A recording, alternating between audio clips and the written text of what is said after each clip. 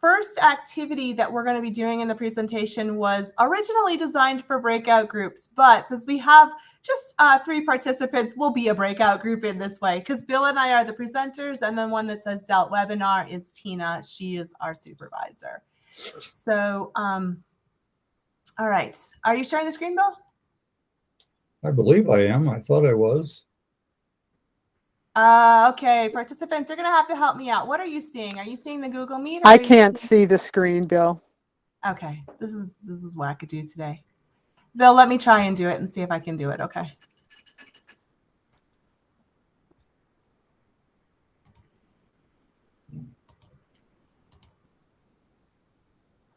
All right. Do you guys see a screen where it says ABE funding and our students? Yes, it's there. Yes, Okay. it's there. Perfect. See the participants on the side too, so congratulations. I'm sorry, what? I said I can see the participants on the side. I can't. Oh. I don't know what's going on. All right, we have technical issues. We're going to go ahead anyways, in spite of our technical issues. So the first thing we were going to do is meet a partner in the breakout room. But since there's 3 of us, we're going to do it this way. So we'll just give everybody the opportunity. We'd like you to introduce yourself, and then we would like to talk about these 2 questions.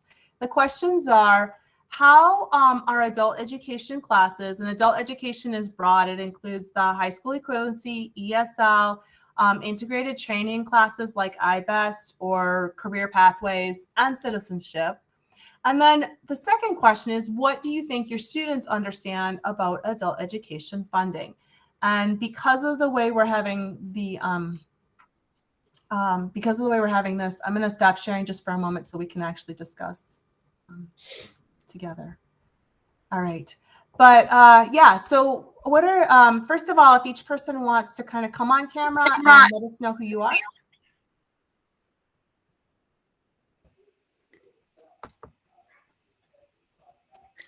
Okay, I can start. Yes, go ahead, Swad. Okay, my name is Saad, and I am teaching ESL at Dona Ana Community College in Las Cruces, New Mexico. And I attended this class to learn more about lesson plan, all of this stuff. And nice to meet you all. Thank you. Perfect. So the second part a little bit is what do you already know about the adult education funding, and what do you think your students might know about that? In fact, for me, I am an instructor, not administrator. So maybe I have no idea about this, but I think the director, she's working hard to get grant and the funding. And I think my student did not know anything about this. Perfect. Thank you so much for sharing. All right. Nadia, do you want to go next? You're silent, Nadia. Which is weird because it doesn't show you on mute, but you're silent.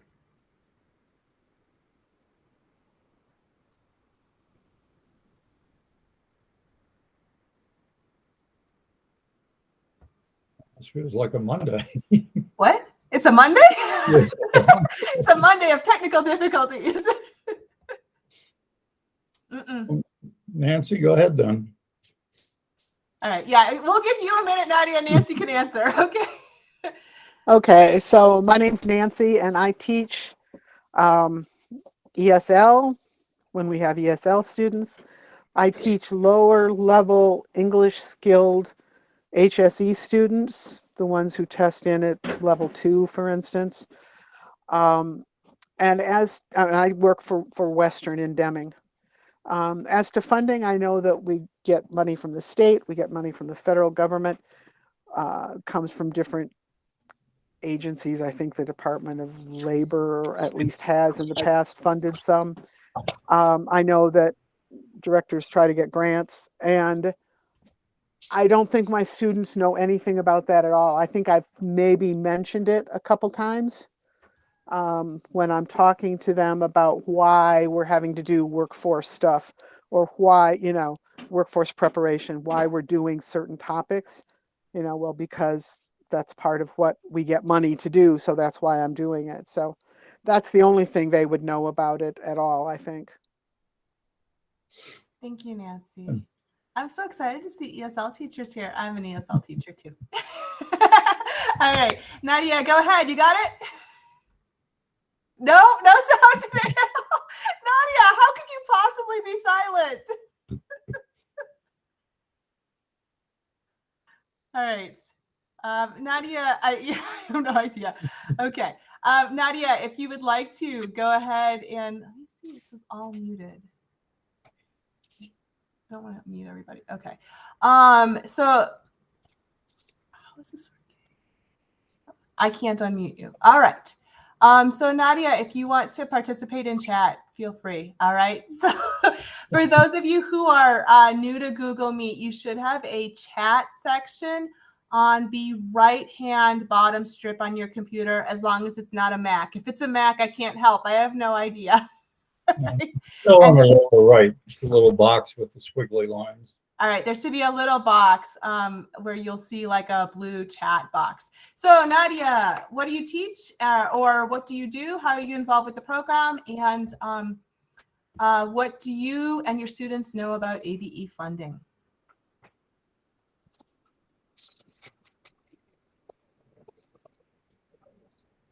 And that's a whole lot of stuff to put in the chat. So please don't write a book, you know?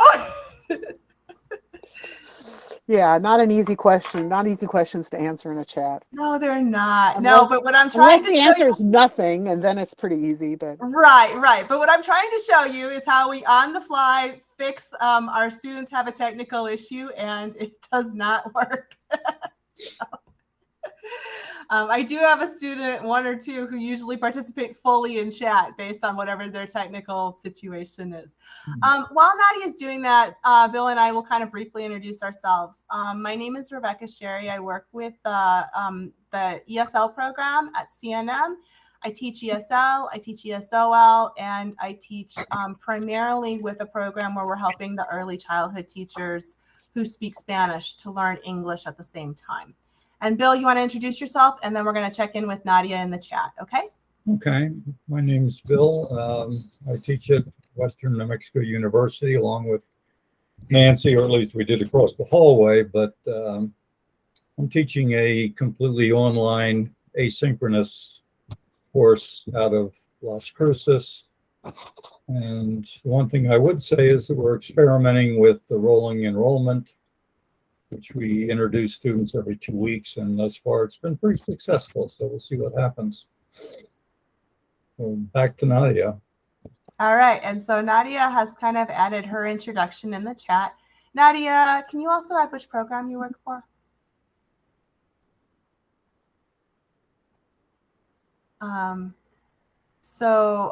Nadia is working as an instructional designer coordinator, and she knows about WIOA. WIOA is the Workforce Investment and Opportunity Act, and she's at Albuquerque Adult Learning Center. Oh, I love what you said here. Anecdotally, some students were shocked to know how little their teachers are paid. Surprise, surprise. And I think also shocking to them is the fact that many of us as teachers don't have full-time jobs, that many of us are working on a part-time capacity. Not all, but many of us are, okay? And yes, sometimes the students end up making more money than we do. All right, you guys can kind of check in and read a little bit more about what Nadia wrote, and then I'm gonna bring up our slides, and Bill is going to talk to us a little bit about ABE funding.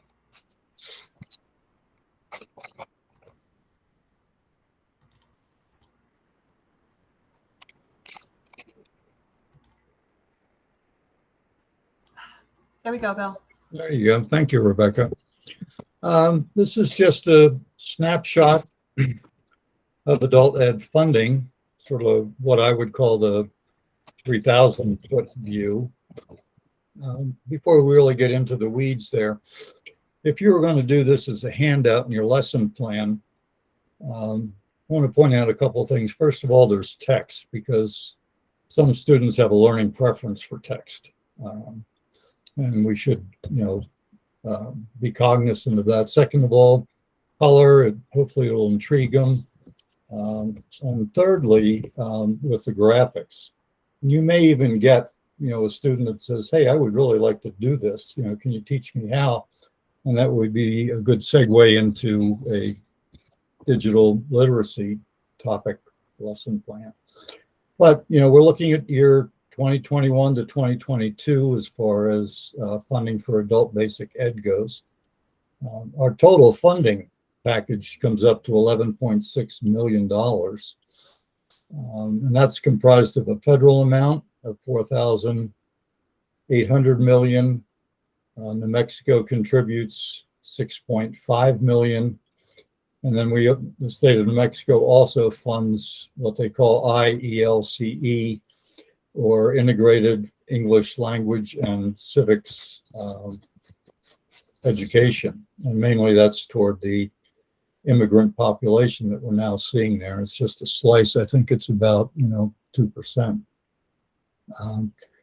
Funding varies year to year. We were down last year. Hopefully the governor, I've seen where she's going to put in a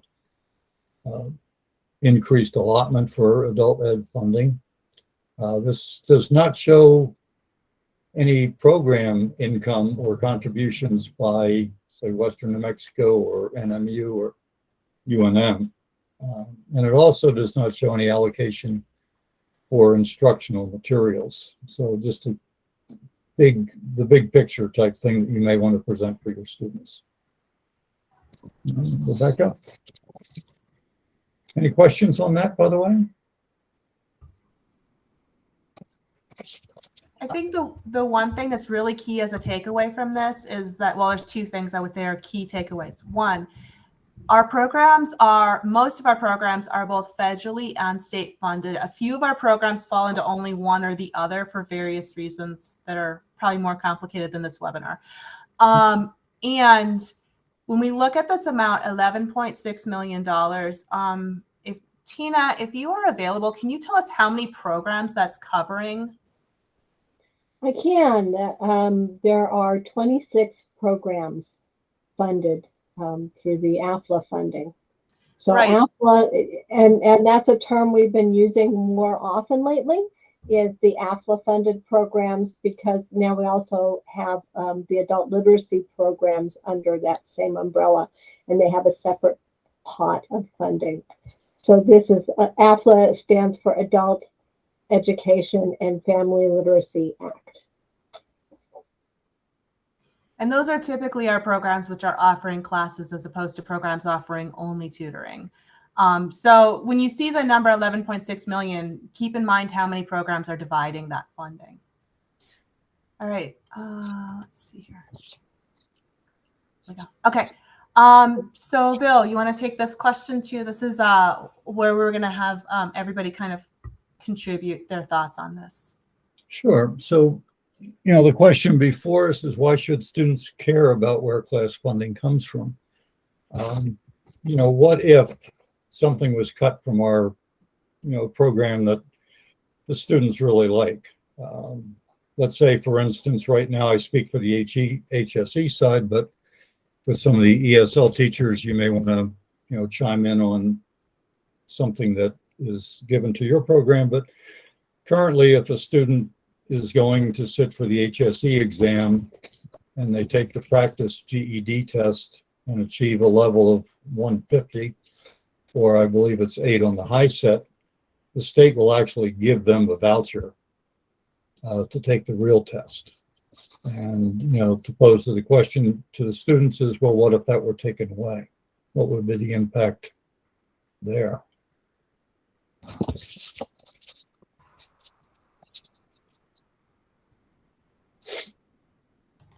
So why should they care about that? What if it did go away?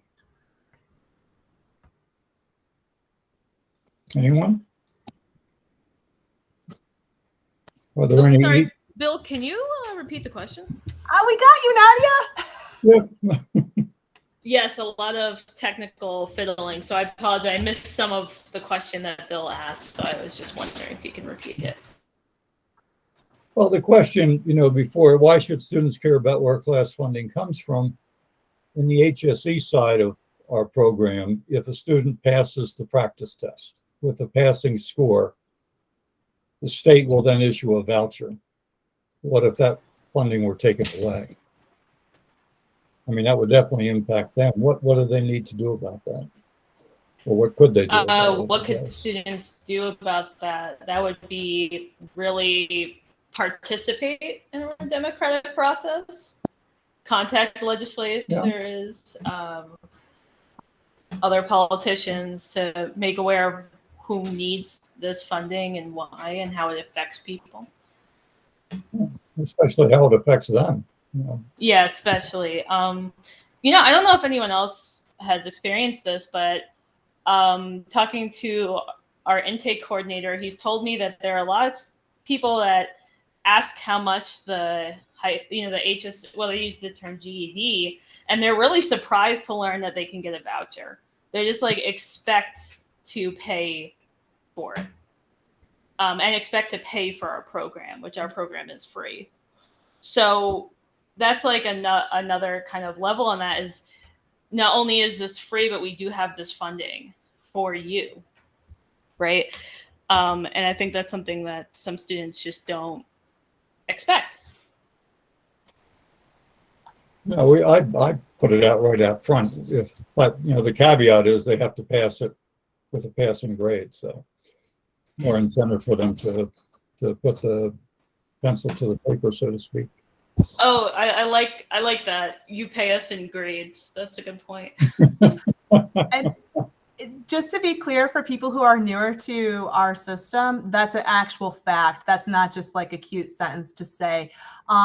We receive our funding in part based on how our students do on those performance tests, the CASAS tests or the TABE tests, et cetera, et cetera. So that's one of the factors that goes into how each individual program is funded across New Mexico. So for my ESL teachers, I would kind of pose this question to you. If we ourselves moved to a different country, are language classes available in those countries? Like I'm thinking if I move to Mexico, are Spanish language classes available for free or low cost to help me learn Spanish in that country? I'm curious. Do you guys know?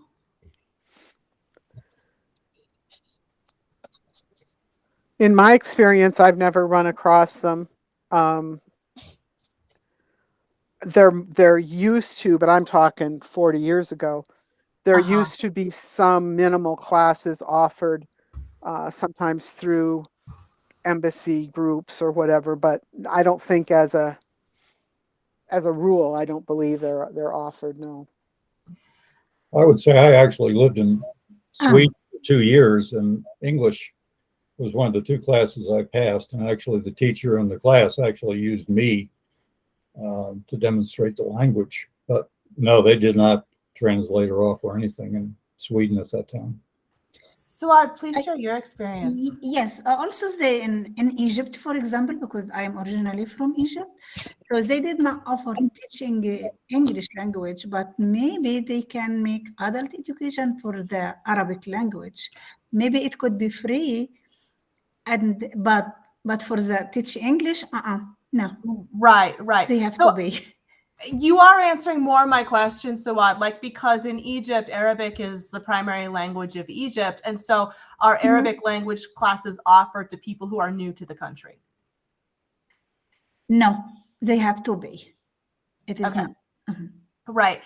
So we do have a really interesting system here. And I know it's replicated in some other countries, but where we're providing English classes for our new immigrants at zero or very low cost. I mean, our classes cost considerably less than even the institutions which have registration fees. It's considerably less than if you go to take English, whatever English 101 is at your partner institution. You're talking hundreds of dollars there versus, you know, a $10 to $20 registration fee in some classes.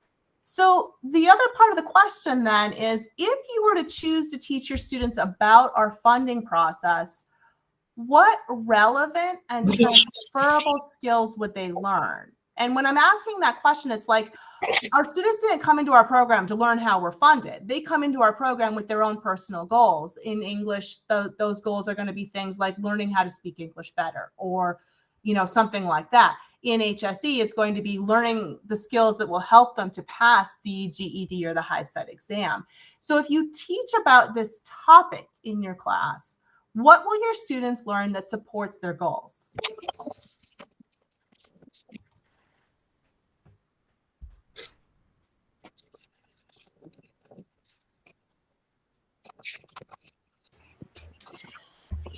From that sense, it could go in a few different ways. I mean, the most obvious is math, learning, looking at charts, looking at funding. Those are some math problems to figure out already, right? Is if all of adult ed gets $11.6 million, how there's 26 programs, how much does each program get, right? That's something pretty simple. Also kind of looking at funding as a whole, that could be an integrated social studies and math question right there, right? Right. It's a social studies math question. Also starts incorporating critical thinking skills. And we're going to get to that in just a moment because we're going to be talking about questions of comparison and evaluation. Okay. We have a new person who joined us. Nancy, I believe, is that your name? It keeps showing us just N, which is super confusing for me. It is Nancy Redhouse. Yeah. Yeah.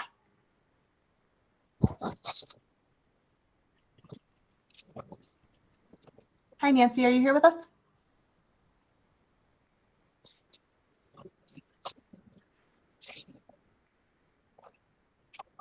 I'm not sure what's going on. Well, Technical difficulties. Nancy, feel free to jump in once everything is together. Nancy Redhouse. Now I've got two Nancys. Okay. This is so funny, you guys. We don't typically in our presentations get two of the same name. I'm more used to my classes where I have multiple people with the same name. All right. I'm going to call on the ESL folks again. What skills would you learn or what skills would your ESL students be picking up if you started talking about this topic in the classroom?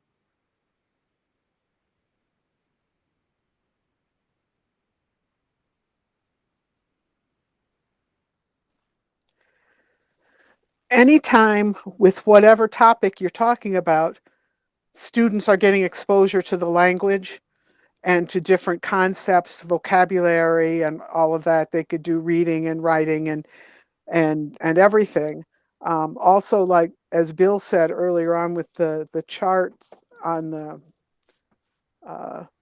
the first slide that he was talking about, those digital skills are important, and that's something that you could also do is just give them the practice doing things like that, working with spreadsheets and creating graphs and charts and stuff. So there's the good thing about ESL is that you can teach any topic and your students can learn because it's all English. I mean, as long as you're teaching in English, it's all English. So yeah, as long as you are specific with your students about what you're hoping that they're going to gain from the lesson. Like you can't just generically throw English out and hope people pick it up. You have to be somewhat systematic about what you're doing. Sure, you're exactly right. Any topic is available to us, really.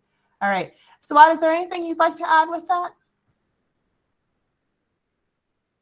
Yes, of course, for me, I'm trying to create critical thinking for them. So I think now, from now on, when we talk about the funding, we create awareness and let them thinking about what's going on around them.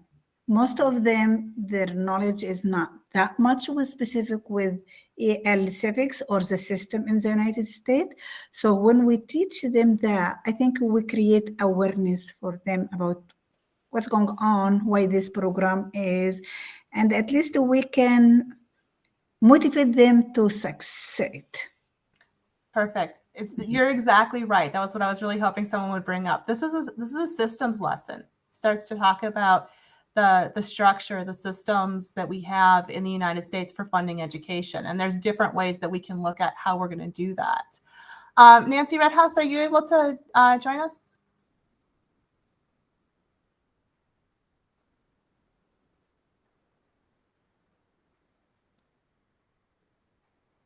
We have serious sound issues today, I believe.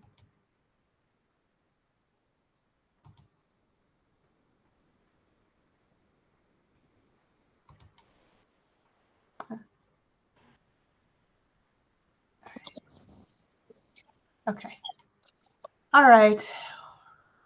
Nancy Redhouse, if you want to answer any of the questions in the chat or out loud, it would be perfect. Okay.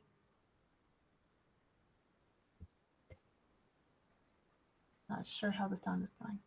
All right. We're going to go ahead and move to the next slide. Okay. So, in the TSTM lesson toolkit, which is, I'm sorry? Okay.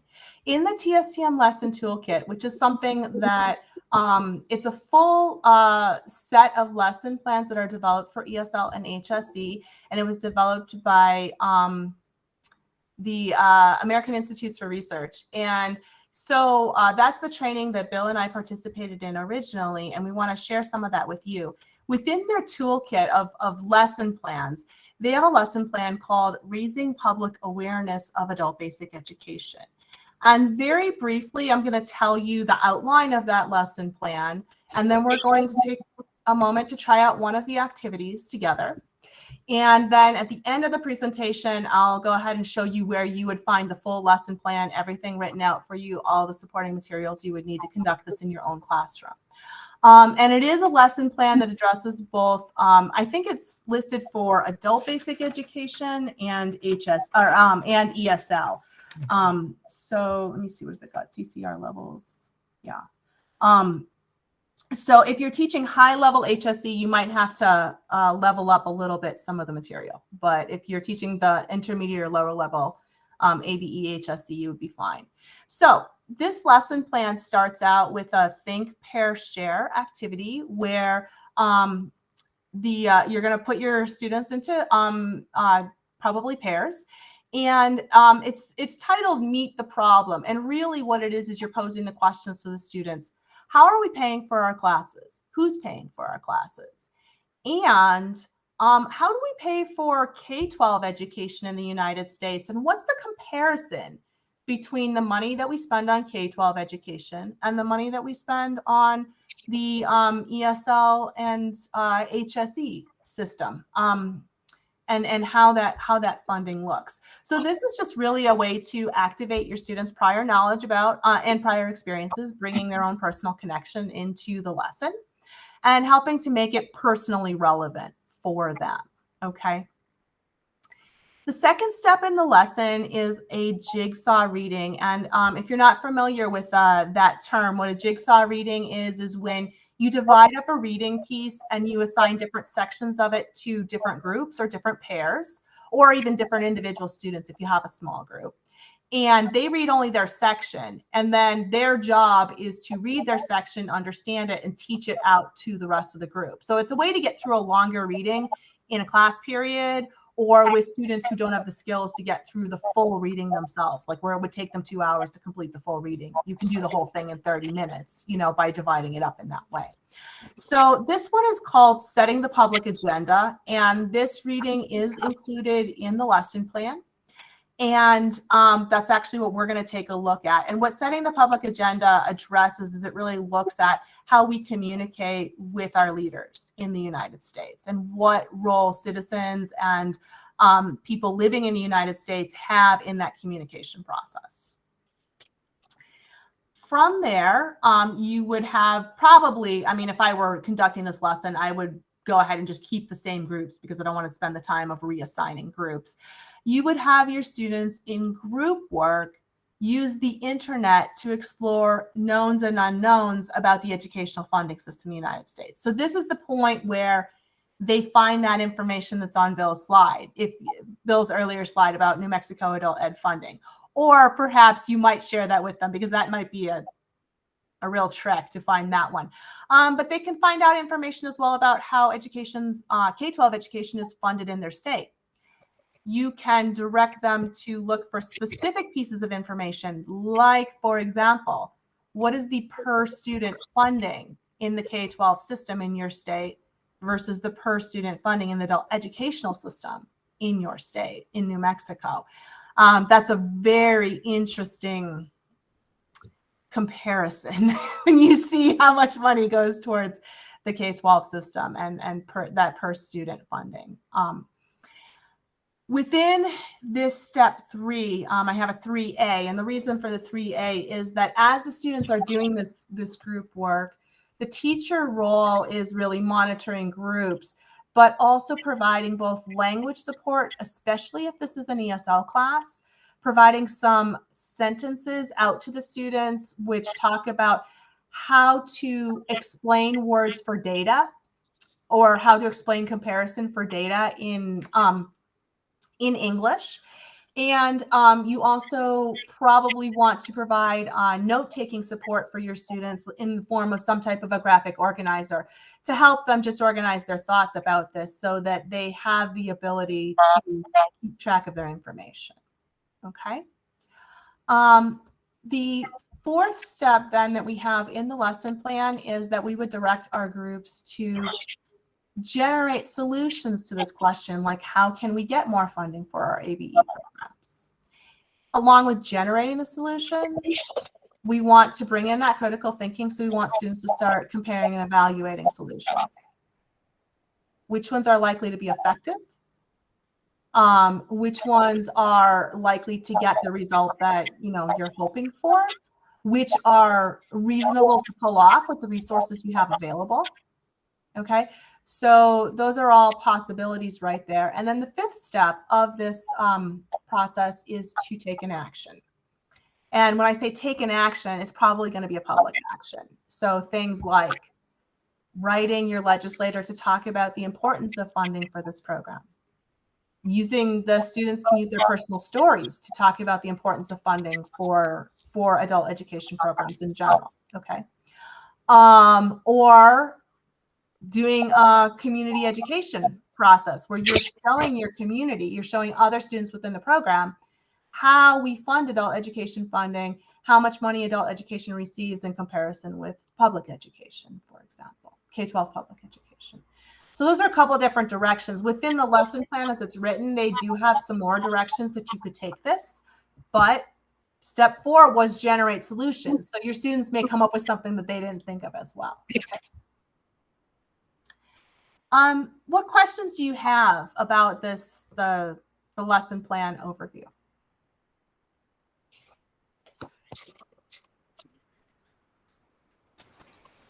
I'm sorry if you said this before, but how long is this lesson kind of planned for?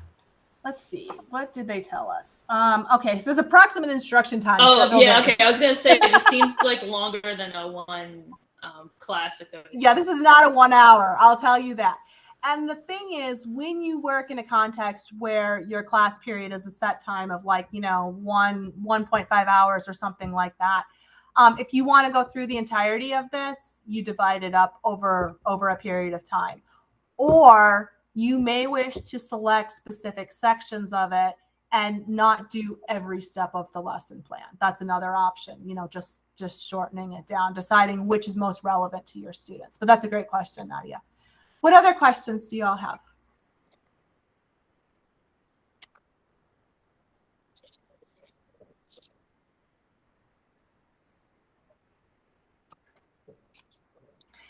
So as we're a quiet group. Everybody's quiet. I know. What we're going to do next is we're actually going to look at the jigsaw reading. And as we're looking at that and thinking about the different pieces of the lesson, I want you to keep in mind, what skills would your students, what transferable skills would your students be picking up in this lesson plan? So the jigsaw reading, let's go to the next page. The jigsaw reading is right here. And I'm going to put this in chat for, nope, that's not what I wanted to do.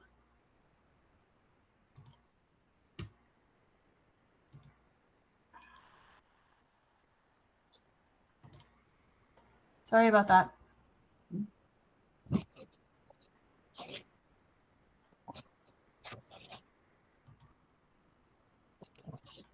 Should probably maybe just do one section of this. Yeah, I know we're gonna be time limited.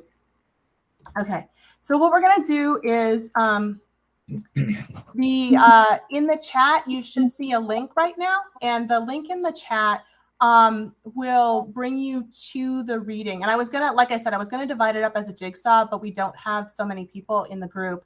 So let me get this back into slideshow mode.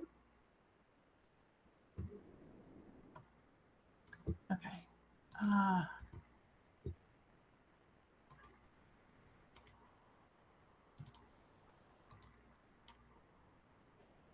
All right. So right here, you can see with the setting the public agenda, the reading, they're going to outline these different areas: right to officials, letter writing campaign, petitioning, email and telephone campaign, and demonstrations. And the idea is, what is this this strategy, and when may it best be used? And then what are some important considerations with the strategy? And just to kind of put it together as a group, let's all go ahead and read just section A. So if you want to click on the link in the chat and read just the section A, and then we'll come back and compare. So I'll give you guys probably I'm going to say about 5 minutes to do the reading, because it's not super long. It's about a paragraph. And if you want to signal to me when you're finished, you can just, there's like the raise hand. You can just raise hand if you want to signal to me when you finish getting through just section A.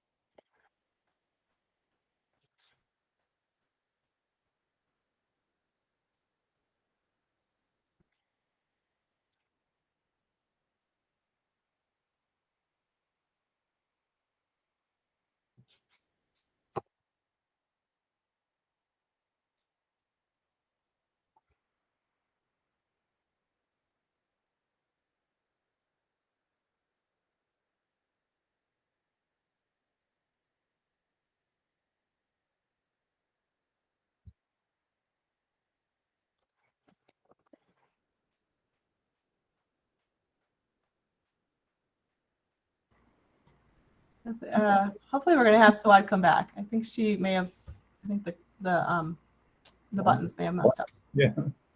Okay. I know. Participation is not working well. All right. So we'll go ahead and we'll start right here. Nancy, you want to take question number 1, please?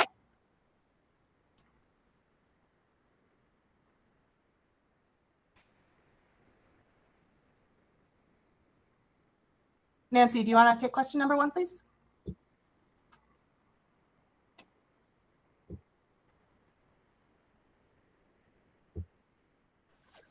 Me, Nancy, or somebody else, No, Nancy? you. Sorry. I'm sorry. Yeah, there's only one Okay. Nancy now on the call. Oh, okay. I can't see that. I'm doing this on my phone, so I'm a little Oh, bit. dear. Okay, great. Yes. We have our I'm a little All right. hampered. Okay. So I'm going to be talking about what is it and when may it be best used, right? Yeah. Yeah. Okay, so now I have to go back to my document. Give me a second here. Okay, so what is it? Writing to officials is just contacting, in this case, you know, senators, representatives, the government, the governor, depending on who it is, to let them know what your opinion is on something. And they do keep track of who contacts them and what they say. Most will also get back to you. So it's a good way of getting your opinions in front of these people. And so then it's, when is it used? When may it best be used? Mhm. I think it's best used or when you stick to one topic, when you have one thing that you're going to tell them about, and you can kind of focus on that issue. Right, right. I agree with you. And I also would add with this, just as an ESL teacher, and I'm sure you probably do this as well, but and also if you have Spanish speaking HSE students, that anybody can write to officials. They're not checking people's citizenship if you send your letter in. So I think it's really important that everyone realizes they can have a voice even if they don't necessarily have the ability to vote in the United States. Right. Okay, Nadia, you want to talk a little bit about the important considerations? Sure. The important considerations is to know ahead of time of what you want to talk about, because as Nancy mentioned, focusing on one issue is important so that your message isn't convoluted. Yeah. I would also say that an important consideration may be timing, because sending a letter a day before something might get signed in, like a budget or a new whatever, that it probably wouldn't be read until it's too late. So it's thinking about when you're when you need to know what you have to talk about. So you have to be like you have to understand the situation, understand your take on it, and send it within a certain time frame so that it is read and it is documented that you are one of many people who are concerned. Right. They're in a better position to take action before the vote versus after the vote, which is another piece of the lesson that you're sharing with your students. Like, what is their decision-making process? So great social studies content there for the HSE folks. Also, if you ever end up teaching citizenship, I know we don't, that's not the thing we teach most commonly, but this really flows very well with citizenship and what's on the citizenship test too, the questions about the levels of government. Okay.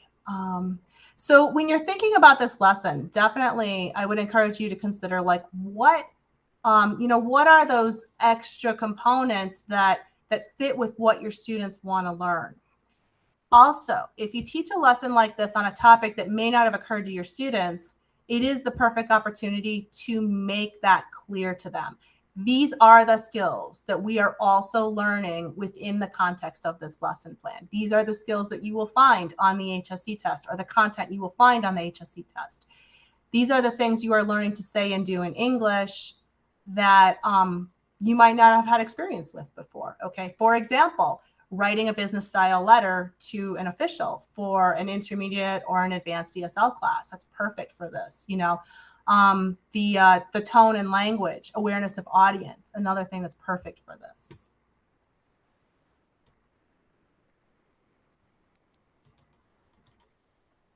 All right, Bill, you're up.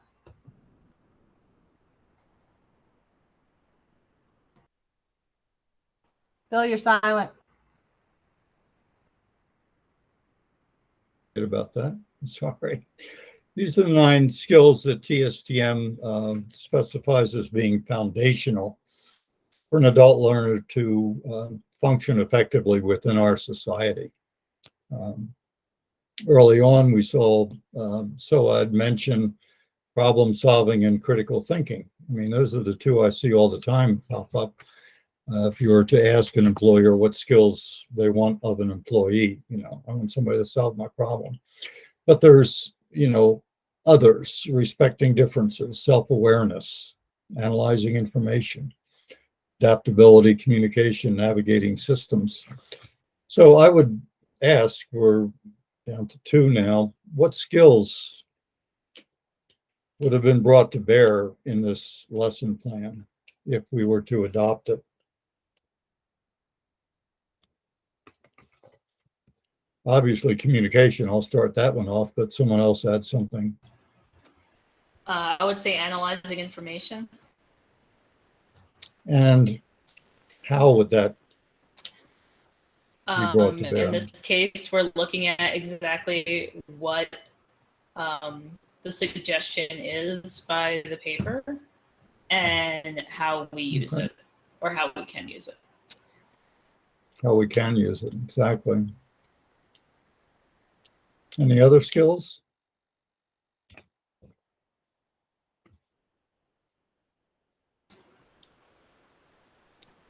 Ideally, almost all of them, I think. They'd be learning about navigating the systems by learning what officials to contact. If I live in New Mexico, I'm not going to contact a senator from Arizona necessarily. He might be interested, but my own senators are going to be more interested, and it would be better if I understand the system. Right, yeah. And I forget who said it, but all politics is local.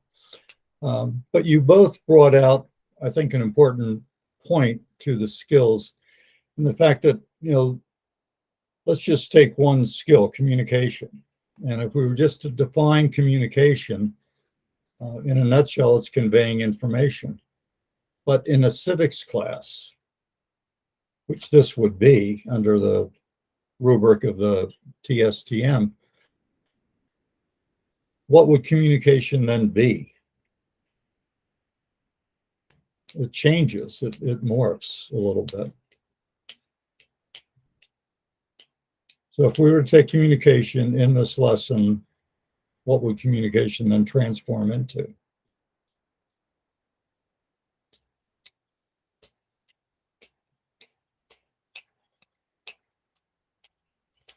Well, let me give an example for digital literacy then. If communication is conveying information in a digital literacy class, it might be using the appropriate technology.